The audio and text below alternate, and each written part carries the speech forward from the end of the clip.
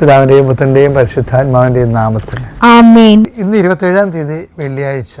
അമ്മേ പരിശുദ്ധമ്മേ, അമ്മേ പരിശുദ്ധമ്മേ, ദേവമാതാവേ, ദൈവമാതാവേ, കൃപാസനത്തിലൂടെ ഞങ്ങൾക്കും ഞങ്ങളുടെ ദേശത്തിനും അമ്മ മധ്യസ്ഥം തേടി തന്ന എല്ലാ അനുഗ്രഹങ്ങൾക്കും കൃപകൾക്കും ഞങ്ങളിപ്പോൾ ഹൃദയം നിറഞ്ഞ നന്ദി പറയുന്നു. പരിശുദ്ധമ്മേ, ദൈവമാതാവേ, 2004 ഡിസംബർ 7-ാം തീയതി ഉച്ചകഴിഞ്ഞ് 2:30 കൃപാസനത്തിൽ സംഭവിച്ച അമ്മയുടെ പ്രത്യക്ഷപ്പെടലിനെ കുറിച്ച് തിരുസഭയ്ക്ക് സമർപ്പിച്ചിരിക്കുന്ന പഠനരേഖകളുടെ മേൽ സഭാത്മകമായ പഠനം ആരംഭിക്കുവാൻ ഞങ്ങൾ പ്രാർത്ഥിക്കുന്നു. അമ്മേ പരിശുദ്ധമ്മേ, ഭൂസ്വർലോകങ്ങളുടെ രാജ്ഞിയായ അങ്ങേക്ക് ഭൗമ സംരക്ഷണത്തിനായി പ്രപഞ്ച പ്രകൃതിയെ തന്നെ തിരുസഭ പ്രതിഷ്ഠിക്കുവാൻ ഈ പ്രത്യക്ഷീകരണം വഴി ഇടയാക്കണമേ. പരിശുദ്ധമ്മേ, ജപമാല മാതാവേ, സകല കൃപാസനം പ്രാർത്ഥനകളോടും ചേർത്ത് ഞങ്ങളിപ്പോൾ പ്രാർത്ഥിക്കുന്ന ഈ കുടുംബത്തിന്റെ പ്രത്യേക നിയോഗം പറമക്കളെ.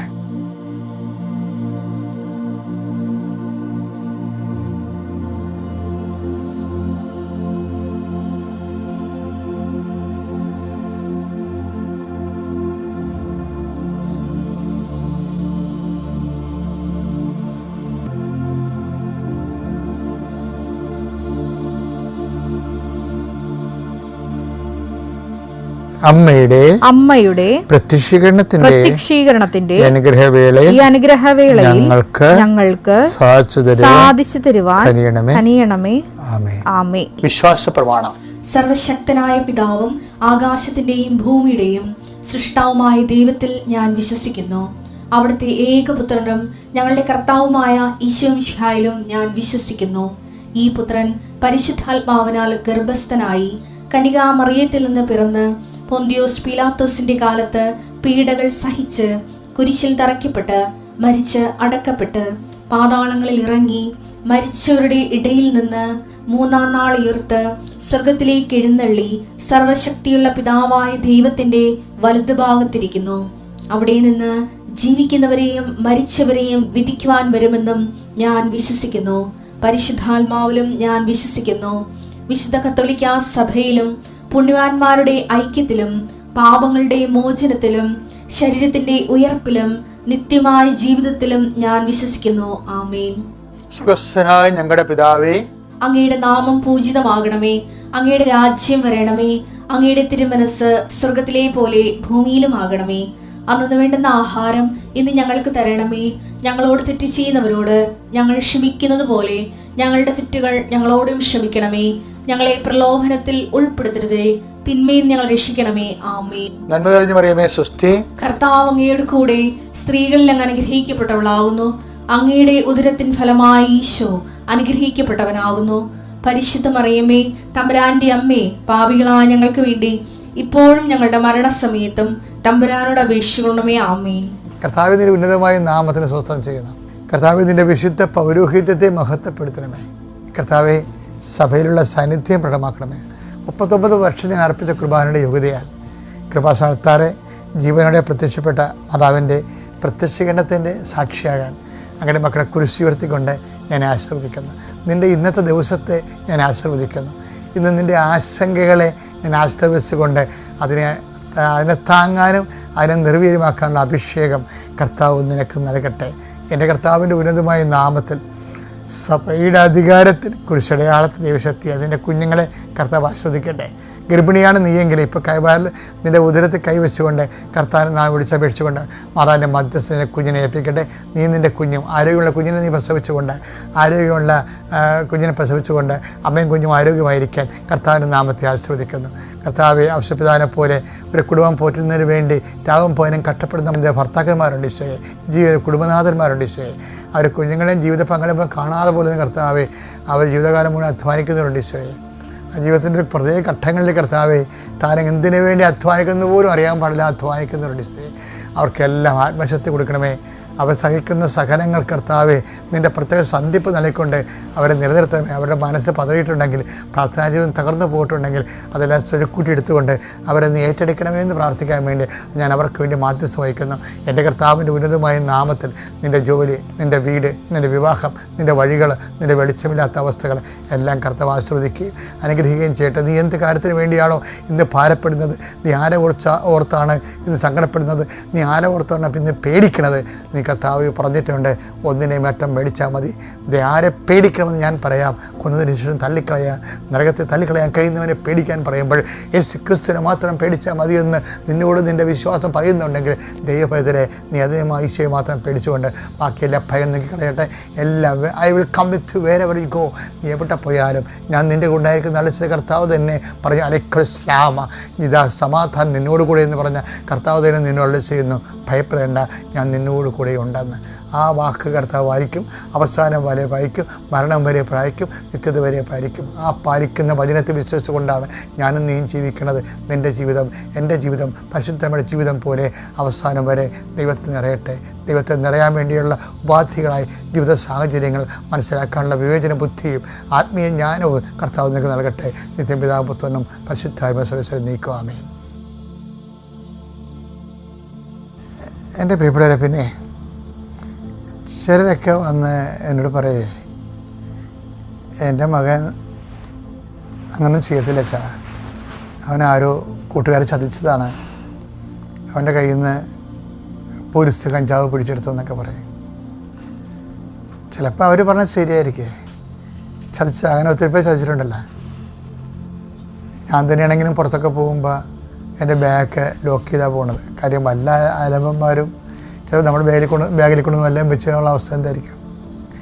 അതൊക്കെ നല്ലതാണ്, ഒരു പ്രിക്കോഷൻസ് റെമഡി എടുക്കുന്നത് നല്ലതാണ്. എങ്കിലും പ്രാർത്ഥനയും ദൈവം തന്നെയാണ്. നമ്മുടെ കണ്ണ് വെട്ടിച്ച് എന്തൊക്കെ സംഭവിക്കാമല്ല. അപ്പോൾ അതിനൊക്കെ സംരക്ഷണം നമുക്ക് വേണ്ടത്, ദൈവത്തിൻ്റെ സംരക്ഷണം വേണ്ടത്. ഞാൻ പറയണത് ഇതൊന്നുമല്ല. ഞാൻ പറയാൻ ഉദ്ദേശിച്ചതെന്ന് പറയണത്, ഇപ്പം കഞ്ചാവ് കേസിൽ പിടിക്കപ്പെട്ട മകൻ അല്ലേ, അതുപോലെ ചില പറയും അച്ഛാ ഞങ്ങൾ 6 മാസമേ ജീവിച്ചോളൂ അച്ഛാ, പിന്നെ കേസൊക്കെ ആയിപ്പോയി, ഭാര്യയും ഭർത്താവ്. അപ്പോൾ ഇതൊക്കെ കേൾക്കുമ്പോൾ ഞാൻ കേൾക്കുമ്പോൾ ഒരു തകർച്ചയല്ലേ കാണുക, മകൻ്റെ തകർച്ച. കേസിലായി, കുറ്റവാളിയായി. അപ്പോൾ തന്നെ അവൻ ഈ ഭാര്യ ഭർത്താക്കന്മാരുടെ തകർച്ച, അവർ ഡൈവേഴ്സിലായി പോകുന്നു. അതൊക്കെ കേൾക്കുമ്പോൾ പരിശുദ്ധാത്മാവ് ഇത് കേൾക്കുമ്പോൾ ഇത് ഓൺലൈനിൽ അപ്പം തന്നെ വിവേചിക്കുമല്ല. വിവേചിക്കണമ്പോൾ എന്നോട് പറഞ്ഞിരിക്കണത് ഇങ്ങനെ എല്ലാവരുടെയും അല്ല, കുറച്ച് പേരുടെ എങ്കിലും ഇവരെങ്ങനെ വീണ് പോയി എന്ന് ചിന്തിക്കണമെന്നാണ്. ബൈബിൾ അവസാനിക്കുമ്പോൾ ഒരു ഓഡിറ്റിംഗ് ഇല്ലേ, ബൈബിളിൻ്റെ വിഷയത്തെ ഞാൻ ഒരു സ്പിരിച്വൽ ഓഡിറ്റിംഗ് ആയിട്ടാണ് കാണുന്നത്. എഫേസസിലെ സഭയ്ക്ക് ഇത് ലേഖനത്തിൽ എഫേസസ് സഭയോട് ആത്മാവ് പറയുന്നുണ്ട്, വെളിപാടിന്റെ പുസ്തകം 2:5. അതിനാൽ നീ ഏതവസ്ഥയിൽ നിന്നാണ് അധപ്പതിച്ചതെന്ന് ചിന്തിക്കുക, അനുതപിച്ച് ആദ്യത്തെ പ്രവൃത്തികൾ ചെയ്യുക. അല്ലെങ്കിൽ ഞാൻ നിന്റെ അടുത്ത് വരികയും നിന്റെ ദീപപീഠം അതിന്റെ സ്ഥലത്ത് നിന്ന് നീക്കിക്കളയുകയും ചെയ്യും. ട്രാജഡിയാണ് കേട്ടോ ഇത്. വെളിച്ചമെടുത്ത് കളയുമെന്ന്, നിന്റെ വെളിച്ചമെടുത്ത് കളയും. ദീപപീഠത്തിൽ കുറേ അർത്ഥങ്ങളുണ്ട്. പ്രാർത്ഥനാ ജീവിതം എടുത്ത് കളയുന്നൊക്കെ ഉണ്ട്. തിരിതെളിച്ചാണല്ലോ പ്രാർത്ഥിക്കണേ. ദൈവ സാന്നിധ്യത്തിൻ്റെ അടയാളമാണല്ല ദീപപീഠം. സാന്നിധ്യം കളയും, പ്രാർത്ഥനാ ജീവിതം കളയും, അതാ വിഷയം. അപ്പം വ്യതിചലിച്ച് കഴിഞ്ഞാൽ ഉണ്ടാകുന്ന വിഷയം സാന്നിധ്യം പോകും, പ്രാർത്ഥനാ ജീവിതം പോകും. അപ്പം നീ ഏത് അവസ്ഥയിൽ നിന്നാണ് അതപ്പസ് എന്ന് ചിന്തിക്കുവാൻ. അപ്പം എന്തെങ്കിലും ഒരു തകർച്ച വന്നു, അപ്പോൾ ചെയ്യേണ്ടത് ആ തകർച്ച, കഞ്ചാവിൽ നിന്ന് എൻ്റെ മകനെ ജയിലിൽ നിന്ന് പുറത്തു കൊണ്ടുവരണമേ, ഞങ്ങൾ ഞങ്ങളെ പിരിക്കാൻ പോകുകയാണ്, ഞങ്ങളെ ഐക്യപ്പെടുത്തണമേ. അപ്പോൾ വിവാഹം തകർച്ചയായിട്ടുള്ളവർ വിവാഹ ഐക്യത്തിന് വേണ്ടി ചില ആൾക്കാർ പ്രാർത്ഥിക്കും. ചിലർ കഞ്ചാവിൽപ്പെട്ടവരും മറ്റു കേസിൽപ്പെട്ടവരും ജയിലിൽ നിന്ന് തിരിച്ചു വരാൻ വേണ്ടി പ്രാർത്ഥിക്കും. പക്ഷേ ആ പ്രാർത്ഥന ആ സമയത്ത് ആ വിഷയത്തിനല്ല വേണ്ടത്. നീ അവസ്ഥ നിനക്കുണ്ടായ സാഹചര്യങ്ങളെക്കുറിച്ച് കൊണ്ട് അനുതാപം ഉണ്ടാകണം. അങ്ങനെയാണ് ഇതിനെ പെട്ടെന്ന് നമ്മൾ ഓവർലക്ക് ചെയ്യണത്. അല്ലാതെ ഈ അണ്ടയെക്കൊണ്ട് വളം വെക്കാൻ പറ്റത്തില്ല.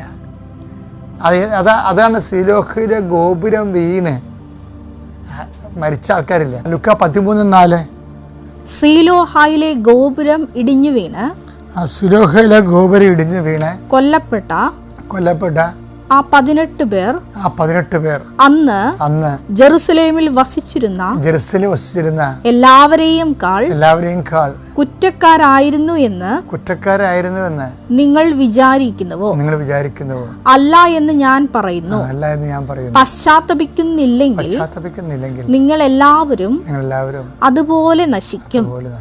ഒരു തകർച്ച വന്നാൽ അതിൻ്റെ റൂട്ട് കാണേണ്ടത് പശ്ചാത്താപത്തിൽ എവിടെയാണ് കൃപ സംരക്ഷണം പോയെന്ന് നോക്കണം. ഇത് സംരക്ഷണം പോയതിൻ്റെ ഒരു റിസൾട്ടാണ് കാണുന്നത്. വൈദിക ഇങ്ങനെ വൈവാഹികമായിട്ട് അകന്നു പോവുക, അല്ലെങ്കിൽ കേസ് വന്ന് ജയിലിൽ പോവുക എന്നൊക്കെ. ചില കേസുകൾ പലരും ചില ന്യായമായ കാര്യങ്ങളൊക്കെ പീഡിപ്പിക്കപ്പെടുന്നുണ്ട്. ഇപ്പോൾ സുവിശേഷ സാക്ഷികളൊക്കെ അങ്ങനെയല്ലേ ജയിലിൽ കിടക്കണത്. അന്യായമായ കാര്യങ്ങളിൽ നിങ്ങളെ പീഡിപ്പിക്കപ്പെടുമ്പോൾ നമ്മളെപ്പോഴും നിങ്ങൾ ചെയ്ത കുറ്റത്തിൻ്റെ പേര് പീഡിപ്പിക്കപ്പെടുമ്പോൾ ആ പീഡിപ്പിക്കപ്പെടുന്ന വിഷയത്തിൽ നിന്ന് റിലീവ് ചെയ്യാനാണ് എല്ലാവരും നോക്കണത്. മറിച്ച് ഇതിൻ്റെ അണ്ടയെക്കൊണ്ട് വളയം വെക്കാതെ ഇത് എവിടെ നിന്നാണ് കൃപ നഷ്ടപ്പെട്ടത് എന്ന് നോക്കണം. അതാണ് പശ്ചാത്തപിക്കുന്നില്ലെങ്കിൽ അപ്പോൾ പശ്ചാത്താപത്തിലൂടെയാണ് അത് വീണ്ടെടുക്കാൻ പറ്റത്തുള്ളൂ, അല്ലെങ്കിൽ സംരക്ഷണം കിട്ടത്തുള്ളൂ. അത് എന്താ കാരണം വെച്ചാൽ ഇപ്പം നിങ്ങൾ കഞ്ചാവുമായി പിടിക്കപ്പെട്ടൊരു മനുഷ്യൻ, ഒരു പയ്യൻ. അപ്പോൾ അതിന് എന്താ പശ്ചാത്താപം ഉള്ളതെന്ന് വെച്ച് കഴിഞ്ഞാൽ ഇപ്പം ചില അമ്മമാർക്ക് ഇനി മക്കൾക്ക് ഗ്യാരണ്ടി ഇല്ല. എന്താ വെച്ചാൽ അവർ പ്രഗ്നൻ്റ് ആയെന്ന് കേട്ട് കഴിഞ്ഞാൽ പിന്നെ അവർ പിന്നെ പള്ളിയിൽ പോകത്തില്ല. ആ വകുപ്പിൽ കുടുംബ പ്രാർത്ഥന കളക്ട് ചെയ്യും. അപ്പോൾ ആ മകനെ കഞ്ചാവ് പിടിച്ചില്ലെങ്കിലല്ലേ പ്രൊട്ടക്ഷൻ ഇല്ലല്ല. കാര്യം നിങ്ങളെപ്പോഴും നോക്കണം. കർത്താവ് കഴിഞ്ഞ ദിവസം എന്താ പറഞ്ഞത്? വിതക്കുന്നത് തന്നെ കൊയ്യുമെന്നല്ലേ പറഞ്ഞത്. ഇപ്പോൾ ചിലരുണ്ട്, നമ്മളെ കല്യാണത്തിൻ്റെ വിവാഹ ദിവസങ്ങളിലും വിവാഹ ജീവിതത്തിലും ഒത്തിരി പ്രാർത്ഥിച്ചൊരുങ്ങുന്നവരുണ്ട്. ഒരു പ്രാർത്ഥനയില്ലാതെ ആ വിവാഹ കാലങ്ങളിൽ പോലും വെള്ളമൊഴിച്ച് കൂട്ടുകാരുടെ കൂടെ പല അലമ്പയും നടക്കുന്ന ആൾക്കാരുണ്ട്. ഒരു അച്ചടക്കമില്ലാത്ത രീതിയിൽ ആൾക്കാരെ വരുന്നവരുണ്ട്. നിങ്ങളെ വിതക്കുന്നത് തന്നെ കൊയ്യും. അത് കാരണം നിങ്ങൾക്ക് സംരക്ഷണമില്ലാതെ വരികയും അവരുടെ എണ്ണം ഇപ്പോൾ കൂടുതലാണ്. ആരുടെയും കുഴപ്പമില്ല. ഞാനൊന്നും കേട്ടാൽ എനിക്കങ്ങനെ അത് ഫീൽ ചെയ്യത്തില്ല. കാര്യം എന്താണ്? അവർ വിതക്കുന്നത് അവർ കൊയ്യുന്നു. അവർക്ക് അതായത് നമുക്ക് അപ്പം നിങ്ങളെന്താ ചെയ്യേണ്ടത്? എങ്ങനെ അധപ്പതിച്ചു എന്ന് ചിന്തിക്കുകയും. അതാണ് വെളിപ്പാട് 2:5 പറയണത്. എങ്ങനെ അല്ലാതെ ഇപ്പം ഞങ്ങളെ ജയിലിൽ നിന്ന് ഇറക്കണമേ, ഞങ്ങളെ ഐക്യപ്പെടുത്തണമെന്ന് പ്രാർത്ഥിക്കുന്നതിന് പകരം ഇങ്ങനെ ഈ അവസ്ഥയിലേക്ക് ഞങ്ങൾ കൊണ്ടുവന്ന ഒരു ആധ്യാത്മികമായ സാഹചര്യവും കർത്താവ് ഇറങ്ങിപ്പോയ ഒരു സാഹചര്യമുണ്ട് ഞങ്ങളുടെ ജീവിതത്തിൽ നിന്ന്. ആ കർത്താവിനെ അക്കാര്യങ്ങളിലേക്ക് തിരിച്ചു കൊണ്ടുവരണം. യേശുക്രിസ്തു ഇന്നും ഇന്നലെയും എന്നും ഒരാളായത് കാരണം കഴിഞ്ഞ കാലങ്ങളിൽ നിങ്ങൾക്ക് അനുദപിച്ചാൽ അക്കാലങ്ങളിലേക്ക് കർത്താവിനെ നിങ്ങൾ കൊണ്ടുവരാൻ കഴിയുകയും നമുക്ക് തെറ്റിപ്പോയത് കറക്റ്റ് ചെയ്യാൻ കഴിയുകയും ചെയ്യും. സുവിശേഷം വായിക്കുന്നത് ജീവിക്കാൻ വേണ്ടിയാണ്. God B with you.